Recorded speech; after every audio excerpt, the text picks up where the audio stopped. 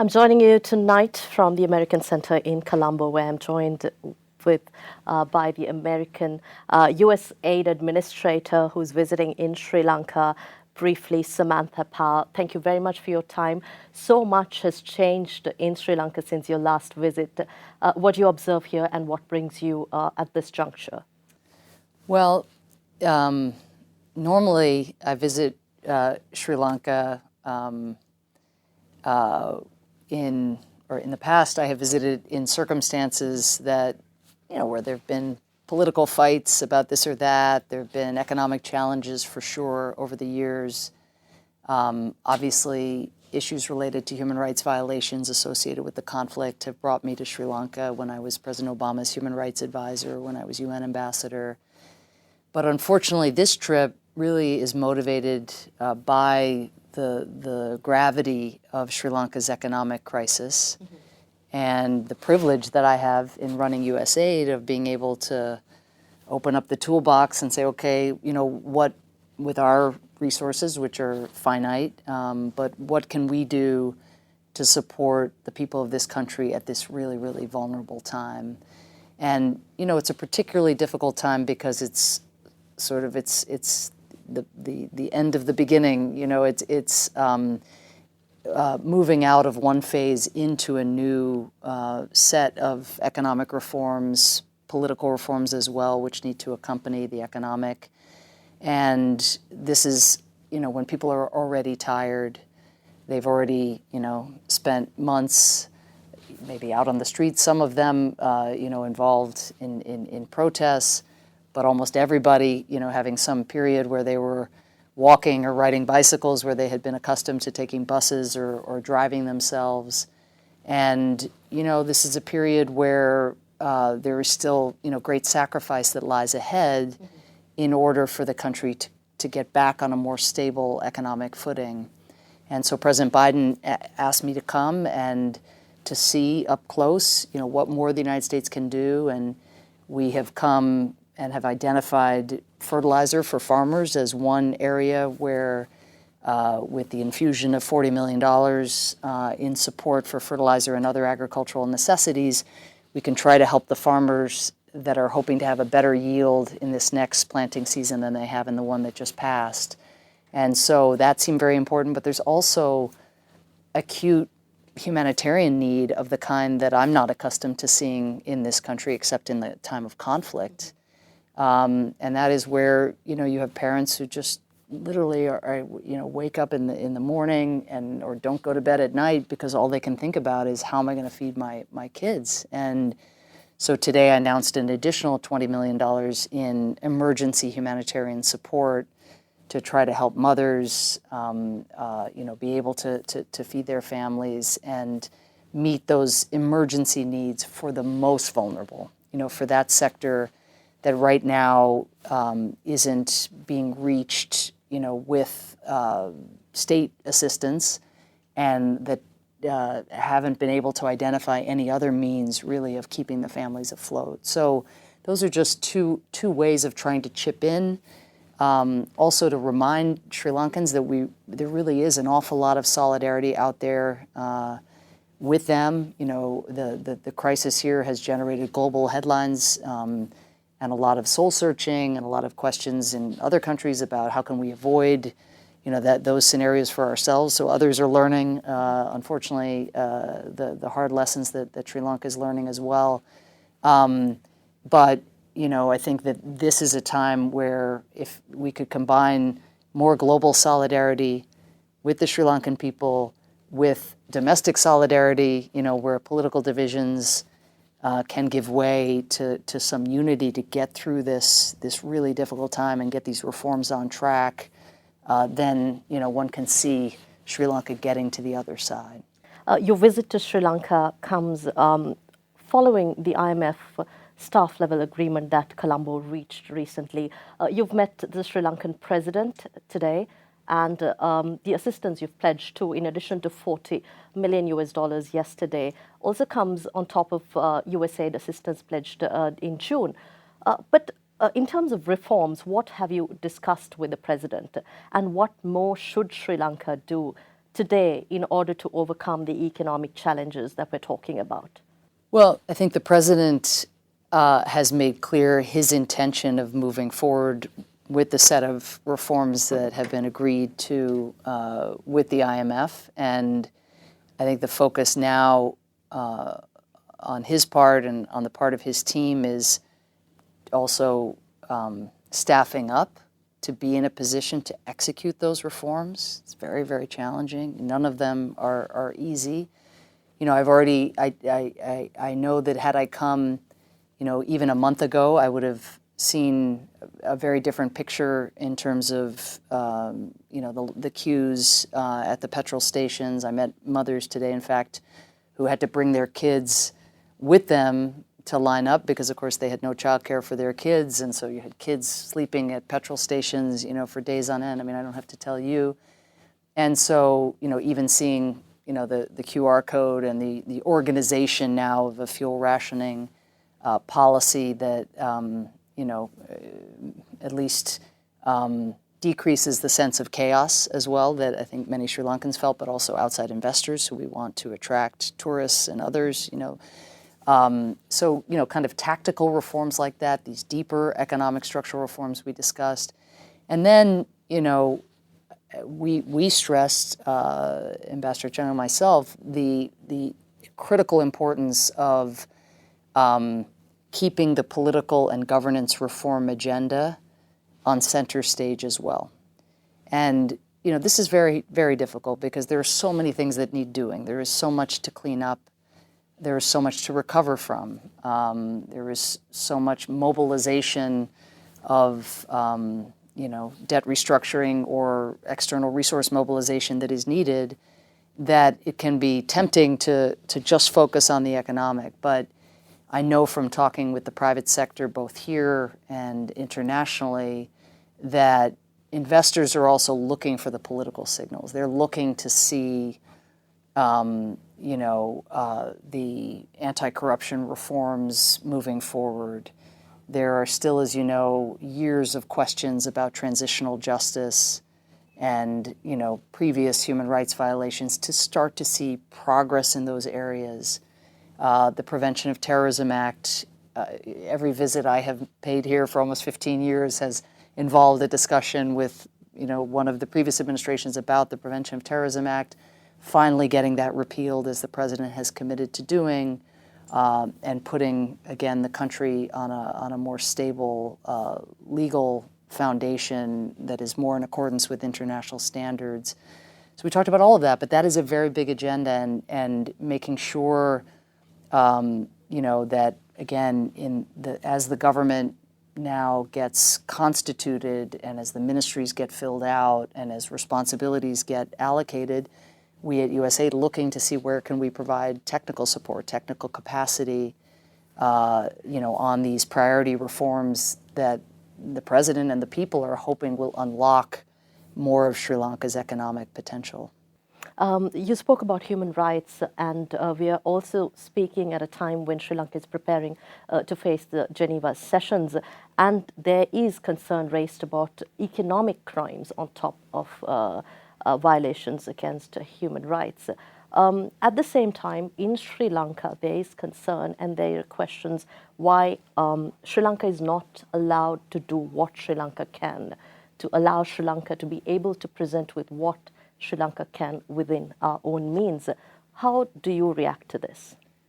Well, I think maybe stepping back from Sri Lanka, you know, the reason that when the United Nations was founded, Eleanor Roosevelt and a team of international specialists from all around the world came together and crafted the Universal Declaration of Human Rights was the core recognition that, you know, after the Second World War especially, that governments can't always be trusted, you know, to respect the rights of their people, and that the people in society sometimes need to be able to have recourse to universal rights that they may not be able to enjoy in their own societies. And so that's how international law came into existence. It's why we have a United Nations. It's why we have a United Nations Human Rights Council.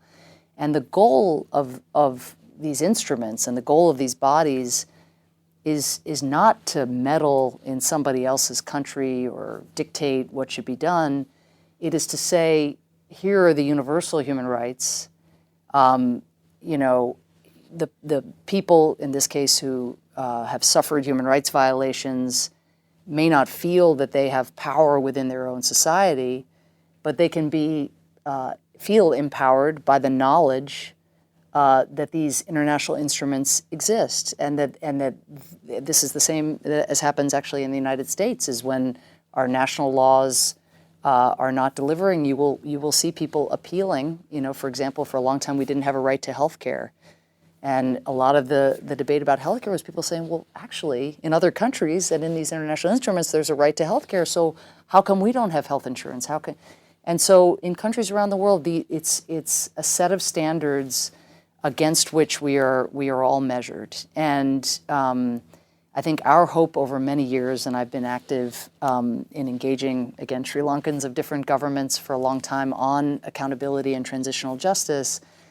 The hope has always been that the momentum for looking into past allegations of human rights violations, the momentum for tracking down missing persons and giving families who've lost loved ones closure, that momentum would come from within. And it has. There would never have been a Human Rights Council resolution in the first place, but for the anguish and pain of the families and the support of civil society and some politicians, you know, to help justice be done.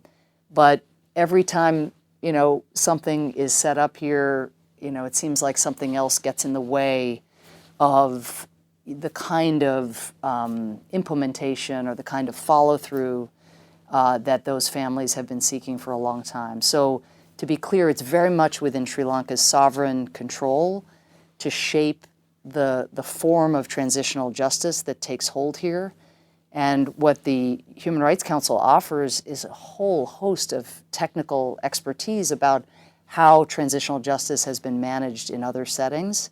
And our hope at some point is that would be seen as a resource. And it has been at different times. You know, there have been periods where it really looked like, for example, the Office of Missing Persons was going to get traction and resources. There have been times when it looked like a Truth Commission really would be set up and there'd be some momentum behind it. And, you know, certainly the new administration has made promises in those directions. And so in Geneva, again, there are the standards, the sort of, it's the keeper of the human rights flame is the Human Rights Council. And then there is the expertise for when there is the kind of political will that is needed to meet the aspirations of people who underwent that violence. In 2015, you did commend Sri Lanka's progress made. But right now, as the U.S. Treasury also announced that they will support Sri Lanka to restructure debt and discuss with potential creditors who will potentially help Sri Lanka come out of this situation. What effort will USAID put into this? Again, another question along with that is there has been a lot of skepticism about U.S. funding in Sri Lanka, whether there are any strings attached to it. So will there be any strings attached going forward? I think a distinguishing feature of U.S. assistance in Sri Lanka is that we really look to see how our assistance can empower our partners on the ground, Sri Lankans on the ground. And, you know, I can say just from meeting with the farmers yesterday to whom we're providing the fertilizer, our goal is for them to have bigger yields in the next rice planting and harvesting season, full stop. Our goal is not for them to have bigger yields so that we can take a cut of the yields or so that we can then say, hey, we gave you that fertilizer money, now you better do this for us, you know, here and this. That's really not the American approach. And I think that, you know, when you talk about debt and USAID, I think what we are focused on now, because we work at the grassroots level or try to, is there are a lot of Sri Lankans now who are carrying debt that had the economy, continued to function as it had in years past, maybe not perfectly, but nonetheless functionally, they would have been able to, for example, produce the kind of crop that would allow them to pay back the people that they borrowed in order to buy the fertilizer, in order to be able to plant and nourish the crop in the first place. But now that with the economic collapse, it's not clear how a lot of Sri Lankans are going to be able to repay their debt. And so one of the things that we are looking at as Usaid is at the micro level, with small farmers, with tenant farmers, with people who borrow just to be able to pay school fees to get their kids to school. What can we do in support of those families? But additionally, since it's incredibly important that the Sri Lankan government be providing, the support to the most vulnerable, and certainly we heard from the president today an intention, to address food security and malnutrition, in the most vulnerable. But we can help with program design, drawing on other social safety net programs that we have supported in other parts of the world. Again, even though the civil service is very large in Sri Lanka, making sure that there is the human capacity to implement these programs and to do so in a way where the intended beneficiaries are reached and where assistance is not deployed because of some political favor or out of some political preference, but is deployed on the basis of need. That is how we try to operate as Usaid. I'm not saying that we have been perfect over the years in Sri Lanka or in any other country, but we are always on the ground trying to listen and learn and think about if a program is not producing its desired effects, how do we adjust it? If, and this is true now, if we designed a program before the economic crisis, how do we now need to think about adjusting the programming because circumstances, as you said, have changed so much? But our goal at Usaid is for there to be no Usaid in Sri Lanka because nobody wants assistance or handouts, really. They may need them, and so they want them in the sense that they need some support to feed their families in a crisis. But what every individual that I've met in my travels around the world and here wants is sovereignty, self-sufficiency, dignity.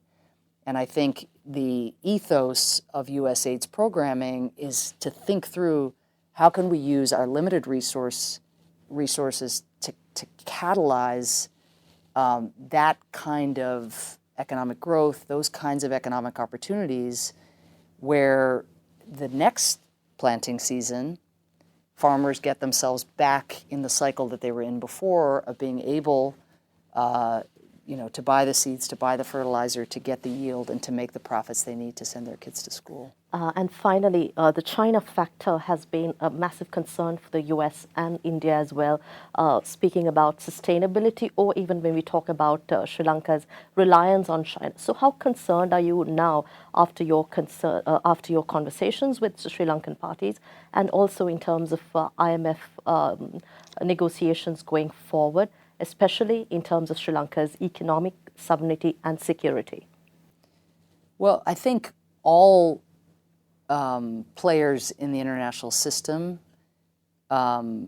should wish to see countries becoming more independent and not more dependent. And so again, I think that's a really important pillar of the approach that President Biden is taking is as we think about what support we can offer, how does it enhance independence rather than dependence? Debt, unfortunately, is a form of dependence because you are reliant on the people from whom you have borrowed in moments like this, especially when you're not able to pay back your debt in the near term. You're reliant on them making adjustments and being persuadable. That's not a good feeling. For us, any of us who've incurred debt in our private lives, and it's certainly not a good feeling, for a nation that finds itself suffering significant debt distress. So I think, we believe all countries have an opportunity to stand with Sri Lanka at this vulnerable moment. And we believe that Sri Lankans will remember, probably for generations, those of us who, are creditors. The U.S. is a creditor as well and a member of the Paris Club. Were we willing to roll up our sleeves and work with Sri Lanka in helping, support the country on its road out of this crisis? And we would hope that the People's Republic of China and that all other creditors would do the same, putting the interests of this wonderful country and the people of this wonderful country, who are incredibly dynamic, incredibly resilient, incredibly capable of advancing their own economic interests, but where there has been a lot of mismanagement, a lot of corruption, some very poor decisions made over many, many years. But to unlock the potential of those people, those of us who have leverage and have an opportunity to offer support, we can't conceive of why a country wouldn't step forward and show that solidarity at this hour of such great need. In your understanding, how far has Sri Lanka come in solving this issue, and especially with the IMF and in terms of negotiations, potential negotiations with the creditors? What more do we need to do? Well, I do think that it is important to acknowledge that, first of all, the staff level agreement with the IMF needs to translate into a full-fledged agreement. But when that agreement is secured, that's actually when a lot of the hard work begins, because it's one thing to agree on a set of reforms, it's another thing to implement those reforms and to try to rationalize the economy and balance the books and, again, get the export-import balance more right-sized than it has been in the past. And so, there are going to be some very difficult sacrifices asked of the Sri Lankan people. And I don't know how broad-based the understanding is that simply signing an agreement is just the beginning. That the agreement is actually just a piece of paper. It's the reforms and cutting down on some of the more wasteful programs, but even wasteful programs have beneficiaries, and there are winners and there are losers. And so I think this is why it is so important to keep an eye on the legitimacy of the entire enterprise and do everything, all authorities to do everything in their power to be transparent and candid about the difficult choices ahead. I think the president has tried to do that, to level with the Sri Lankan people, but at every step of the way to be open about the sacrifices that are demanded, and at every step of the way, I hope for countries like the United States to again be standing with the Sri Lankan people, because it is going to feel lonely as those tough economic reforms kick in. And that show of solidarity from the outside world, I hope, will be a source of resources in some cases, but also a source of hope that there is light on the other side. Thank you very much for your time, Administrator. Thank you. We had with us Administrator of the United States Agency for International Development, Samantha Powell, joining us at Hydepark tonight, a former journalist, an author of award-winning books and a Pulitzer Prize winner in Colombo, talking about Sri Lanka's crisis and the way forward. Thank you. Thank you.